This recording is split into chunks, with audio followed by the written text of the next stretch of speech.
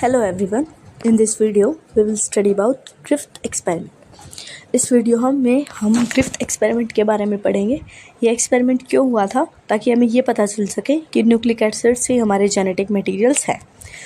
In 1928 ग्रिफ्ट ने carried out a series of experiments with bacteria cause pneumonia.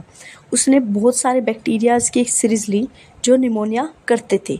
उसमें से उसने एक बैक्टीरिया चूज़ किया जिसके साथ उसने ये एक्सपेरिमेंट किया था, जिस बैक्टीरिया का नाम था streptococcus pneumoniae. According to him, when the bacteria are grown on a cultural plate, some S strain while other R strain. फिर उसने ये बात देखी कि तब हम इस बैक्टीरिया को ग्रो करवाएंगे किसी भी एक कल्चरल प्लेट पे, तो कुछ बैक्टीरिया हैं वो एस्टेन होंगे और कुछ आर स्टेन होंगे. जो एस्टेन होते हैं उनको क्या बोलते हैं हम, जो स्मूथ कॉलोनीज प्रोड्यूस करते हैं, और जो आर स्टेन होते हैं वो रफ कॉलोनीज प्रोड्यूस करते हैं.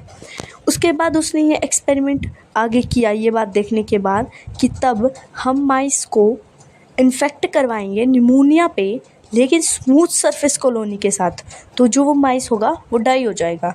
लेकिन जब रफ सरफेस कॉलोनी पे हम इंजेक्ट करेंगे निमोनिया को माइस में, तो वो माइस लाइव रहेगा. उसने पहले ये बात देखी थी. Mice infected with S strain die from pneumonia, but mice infected with R strain do not develop pneumonia. जो आर्स्टेन थे, रफ सरफेस था, वो निमोनिया को डेवलप नहीं कर रहे थे. उसके बाद फिर उसने उसमें इस बात से उसका जेनेटिक मटेरियल ये बात प्रूव नहीं कर पा रहा था कि न्यूक्लिक एसिड से हमारा जेनेटिक मटेरियल है.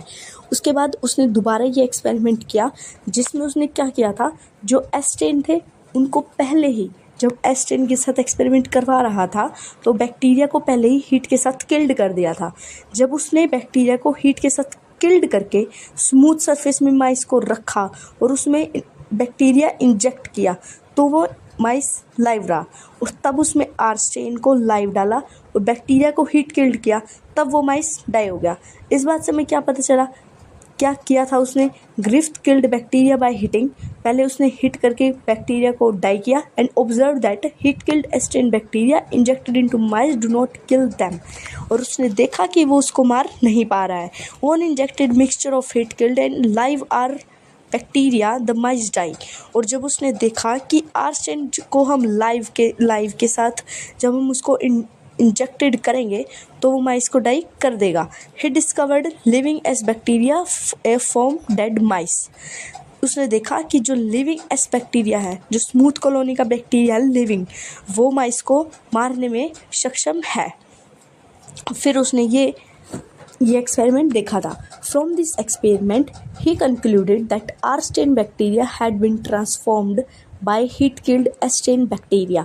उसने बताया कि जो आर्स्टेन बैक्टीरिया है उसको हम ट्रांसफॉर्म कर सकते हैं हीट किल्ड एस्टेन बैक्टीरिया के साथ.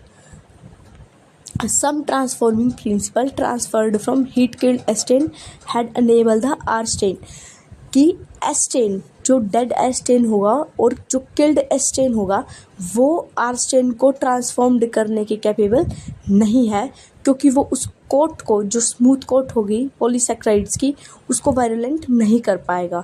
This must be due to the transfer of genetic material. ये किसकी वजह से हुआ, जेनेटिक मटेरियल की वजह से, कि एस्टेन का लाइव रहना बहुत ज़रूरी है ताकि हम किसी भी डिजीज़ को अनएबल कर सकें और आर्स्टेन बैक्टीरिया को, माइस को लाइव रख सके. एस्टेन बैक्टीरिया का लाइव रहना इसके लिए बहुत ज़रूरी है. This must be due to our, और ये किस रीज़न की वजह से हुआ है, क्योंकि जो एस्टेन और आर्स्टेन बैक्टीरिया से वो माइस के बॉडी में हमारे जेनेटिक मटेरियल के हिसाब से काम कर रहे थे. Thank you very much. अगर आपको अच्छे से समझ आ रहा है तो मेरे चैनल को लाइक, सब्सक्राइब और शेयर करना. Thank you.